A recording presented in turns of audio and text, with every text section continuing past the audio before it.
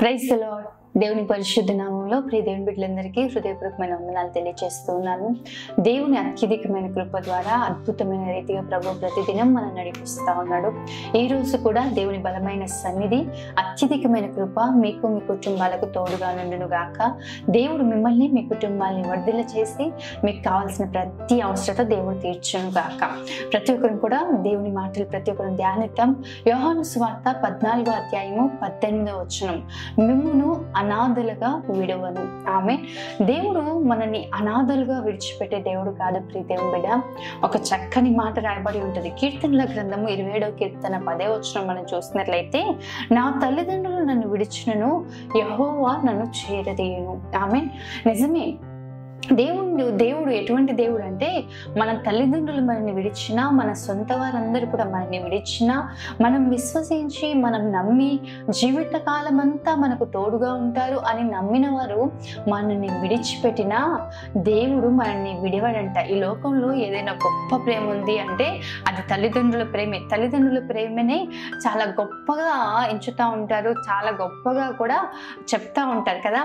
కానీ ప్రభు చెప్తున్న మాట చూడండి, నిజమే. కొన్ని పరిస్థితులు వచ్చినప్పుడు, కొన్ని ఇబ్బందులు కలిగినప్పుడు తల్లిదండ్రులు కూడా మనల్ని విడిచిపెట్టవచ్చేమో, కానీ దేవుడు మనల్ని విడిచిపెట్టాడు. ప్రియ దేవుని బిడ్డ, ఎందుకు ఈ మాట చెప్తున్నాను అంటే, తల్లిదండ్రులు విడిచిపెట్టేస్తారు అని కాదు, కానీ కొన్ని అనుభవాలు కలిగినప్పుడు, ప్రతికూలతలు వచ్చినప్పుడు, భయంకరమైన పరిస్థితులు వచ్చినప్పుడు, లేదంటే మనము పిల్లలు తల్లిదండ్రులకు దూరంగా వెళ్ళవలసిన వచ్చిన పరిస్థితులు, వాళ్ళ ఎడ్యుకేషన్ నిమిత్తం కావచ్చు, జాబ్స్ నిమిత్తం కావచ్చు, ఒకవేళ తల్లిదండ్రులకు దూరంగా ఉన్నప్పుడు వారితో తోడుగా ఉండరు కదా.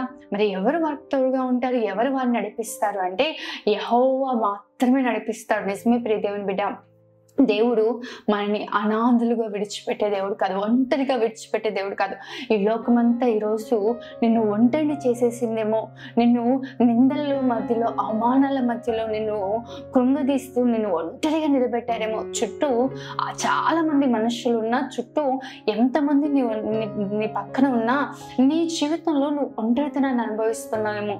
ఈ రోజున చాలాసార్లు మనం గమనిస్తూ ఉంటామండి, వాళ్ళు చుట్టూ ప్రజలు ఉంటూనే ఉంటారు, హడావిడి ఉంటుంది, అల్లరి ఉంటుంది, సంతోషం ఉంటుంది, ఏదో ఒక సెలబ్రేషన్ ఉంటుంది. అయినా కూడా వారి హృదయాల్లో, కొంతమంది హృదయాల్లో ఒంటరితనం ఏలుబడి చేస్తూ ఉంది. అపవాది వారిని ఒంటరిగా చేసేస్తూ ఉంది. ఈరోజు ప్రియ దేవుని బిడ్డ, దేవుడు నిన్ను ఒంటరిగా విడిచిపెట్టే దేవుడు కాదు, దేవుడు నిన్ను అనాథగా విడిచిపెట్టే దేవుడు కాదు. ఈరోజు ప్రభు హస్తాలకి నిన్ను అప్పగించుకో, ప్రభు సన్నిధికి రా. ఈరోజు లోకమంతా నిన్ను విడిచిపెట్టినా, నీవు నమ్మిన వారే, నీతో ఉంటారు అనుకున్న వారే నిన్ను విడిచిపెట్టినా, ఆయన మాత్రము నిన్ను విడవడు. ఈరోజు ప్రభు మాట్లాడుతూ ఉన్నాడు. హెబ్రీయులకు రాసిన పత్రిక 13వ అధ్యాయం 5వ వచనం చూసినట్లయితే, నిన్ను ఏ మాత్రమును విడువను, ఎన్నడూను ఎడబాయను అని ప్రభు వాగ్దానం చేస్తున్నాడు. తల్లైనా మర్చిపోతుందేమో, కానీ ప్రభు మర్చిపోడు. ప్రియ దేవుని బిడ్డ, చూడుము, నా అరచేతుల్లో నిన్ను చెక్కుకొని ఉన్నాను, నీ ఆకారములు నిత్యము నా ఎదుటే ఉన్నాయని ప్రభు వాగ్దానం చేస్తా ఉన్నాడు. తల్లి గర్భంలో రూపింపబడక ముందే ప్రభు మనల్ని ఎరిగి ఉన్నాడు. ప్రియ దేవుని బిడ్డ, ఆయన కన్నులు మనల్ని చూచి ఉన్నాయి. ఈరోజు దేవునితో మాట్లాడుతున్నాడు. అనాథను అనుకుంటున్నావా, ఎవరు లేరు అనుకుంటున్నావా, నాకంటూ ఎవరు లేరు అని బాధపడుతున్నావా, కృంగిపోతున్నావా? దేవుడు ఈరోజు నీతోనే మాట్లాడుతున్నాను. నేను అనాథగా విడిచిపెట్టను, ఒంటరిగా వాడిగా నిన్ను చేయను, నువ్వు కృంగిపోయేటట్లుగా నేను చేయను, నీకు ఎప్పుడు కూడా తోడుగా ఉంటాను, నిత్యము నీకు తోడుగా ఉంటానని దేవుడు వాగ్దానం చేస్తున్నాడు. ఎస్ఐ కూడా చూసినట్లయితే అదే యోహాను సువార్తలో చక్కటి మాట ప్రభు కూడా మాట్లాడుతూ ఉంటాడు. యోహాను సువార్త 8వ అధ్యాయం 29వ వచనం చూసినట్లయితే, నన్ను పంపిన వాడు నాకు తోడై ఉన్నాడు, ఆయనకిష్టమైన కార్యము నేను ఎల్లప్పుడూ చేయుదును గనక ఆయన నన్ను ఒంటరిగా విడిచిపెట్టలేదని చెప్పాను. ఆమె యేసు చెప్తున్న మాట ఇది. ఎవరైతే నన్ను పంపారో, నన్ను పంపిన నా తండ్రి నాకు తోడై ఉన్నాడు. ఎందుకు ఆయన నాకు తోడై ఉన్నాడు అంటే, ఆయనకి ఇష్టమైన కార్యము నేను ఎల్లప్పుడూ చేయుచున్నాను కనుక ఆయన నన్ను ఒంటరిగా విడిచిపెట్టలేదు. ఈరోజు ఒకవేళ దేవుడు కూడా నిన్ను విడిచిపెట్టాడు అనుకుంటున్నావా? అయితే ప్రభుకి ఇష్టమైన కార్యం చెప్పి దేవుని బిడ్డ, ప్రభు చిత్తానుసారంగా నడిపింపబడు బైబిల్ గ్రంథంలో అనేక వాగ్దానాలు ఉన్నాయి. దేవుడు అనేకమైన వాగ్దానాలు మన కొరకు దాచి ఉంచాడు. ప్రతి అనుదినం కూడా ఎన్నో వాగ్దానాలు మీరు వింటూ ఉండొచ్చు, ఎన్నో మాటలు మీరు వింటూ ఉండొచ్చు, ఎన్నో మాటలు మీరు చదువుతూ ఉండొచ్చు. ఈ వాగ్దానాలన్నీ మీరు స్వతంత్రించుకోవాలి. ఈ వాగ్దానాలన్నీ మీ జీవితంలో నెరవేర్చబడాలంటే మీరు చేయవలసింది ఏమీ లేదు, దేవుని చిత్తానుసారంగా నడిపింపబడమే, దేవునికి ఇష్టలుగా మీరు జీవించడమే. యేసే చెప్తున్న మాట ఏం తెలుసా? దేవునికి ఇష్టమైన కార్యాలు నేను చేస్తున్నాను, ఆయనకి ఇష్టమైన పనులు చేస్తా ఉన్నాను. లోకమంతా నాకు వ్యతిరేకంగా లేచినా, లోకమంతా నా మీద నిందలు వేసినా, లోకమంతా కూడా నాకు వ్యతిరేకంగా మాట్లాడినా దేవుడు నాకు తోడే ఉంటాడు. ఈరోజు మనకు కావాల్సిన ధైర్యం, మనందరికీ కావాల్సిన ధైర్యం ఇదే. ఎందుకు ఈ మాట చెప్తున్నానంటే, లోకమంతా నీ పక్షాన లేకపోయినా ప్రభు ఒక్కడు నీ పక్షాన ఉన్నట్లయితే ప్రియ దేవుని బిడ్డ, నీ జీవితంలో అసాధారణమైన కార్యాలు చూస్తావు, నీ జీవితంలో గొప్ప మహిమను అనుభవించగలుగుతావు, పరలోక రాజ్యాన్ని నువ్వు స్వతంత్రించుకోగలుగుతావు. ఈ రోజున మనుషులకు ఇష్టమైన కార్యాలు చేస్తూ, మనుషులు నాకు తోడుగా ఉండాలి అని, ఎవరు నన్ను విడిచిపెట్టకూడదు, ఎవరు కూడా నన్ను ఒంటరి చేయొద్దు అని చెప్పి మనుషులకు ఇష్టమైన కార్యాలు చేస్తూ ప్రభువుకు దూరంగా వెళ్తూ ఉన్నావేమో. ప్రభు ఈరోజు మనందరితో మాట్లాడుతూ ఉన్నాడు స్పష్టంగా.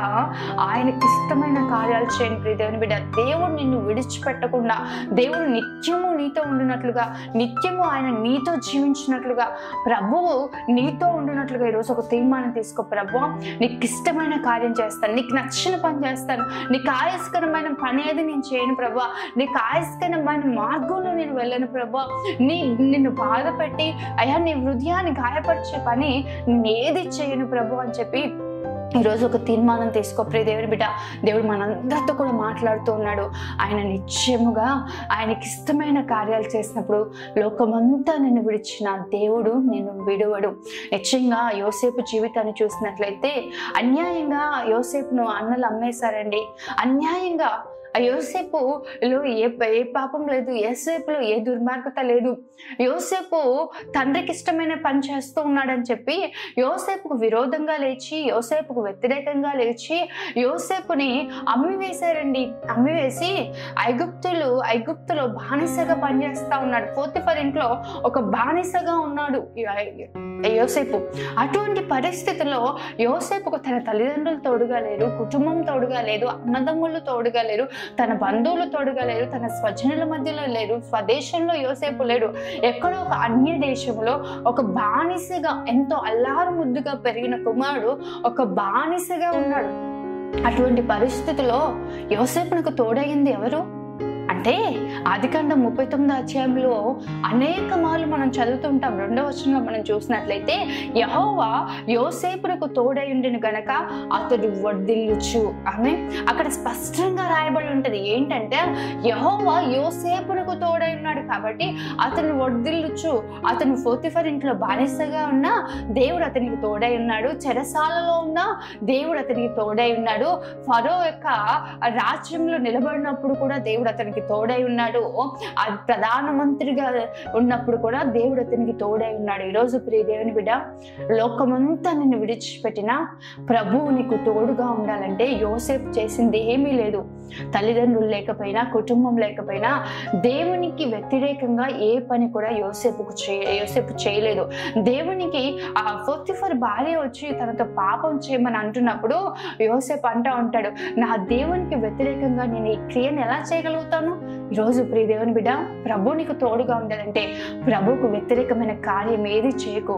తద్వారా యోసేపునకు దేవుడు తోడై ఉన్నాడు కాబట్టి ఒక అన్య దేశంలో యోసేపు వర్ధలింపబడ్డాడు, యోసేపు దీవెన పొందుకున్నాడు.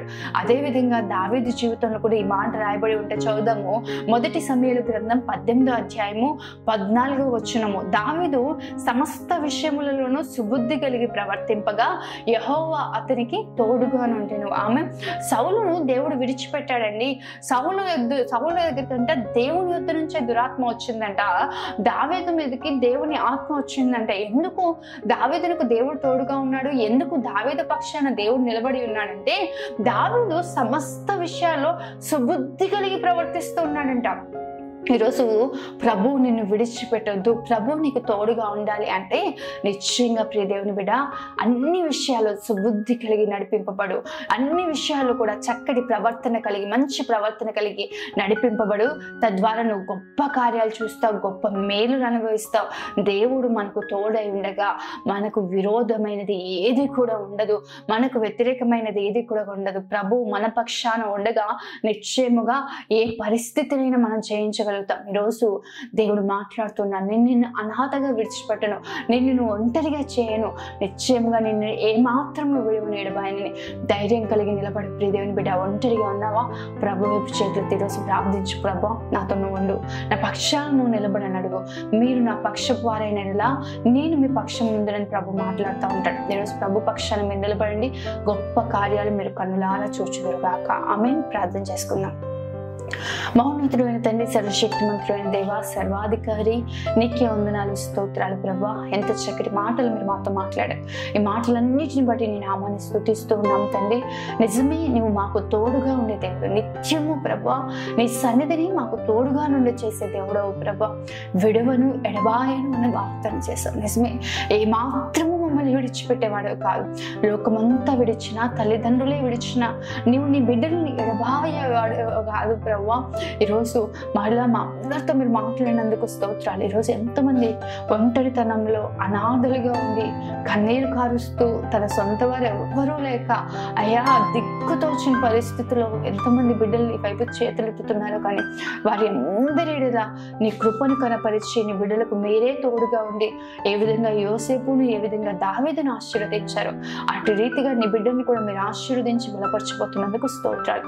బిడ్డల్ని దీవించండి, కుటుంబాలను ఆశీర్వదించండి, నీ కృపను కనపరచండి అయ్యా. అన్ని విషయాల ప్రభా సమయోచితమైన కృపను, జ్ఞానమును, సహాయాన్ని బిడ్డలకి ఈరోజు అంతా మీరు అనుగ్రహించమని ప్రభా ఈ ప్రార్థనలో ఏకీభవిస్తూ బిడ్డలు ఏ అవసరతల్లో ఉన్నారో, ఏ అక్కర్లో ఉన్నారో ప్రతి ఒక్కరిని మహిమేశ్వరం చొప్పున తీర్చమని యేసు పరిశుద్ధ నామములో అడిగి వేడుకుంటూ ఉన్నాను తండ్రి.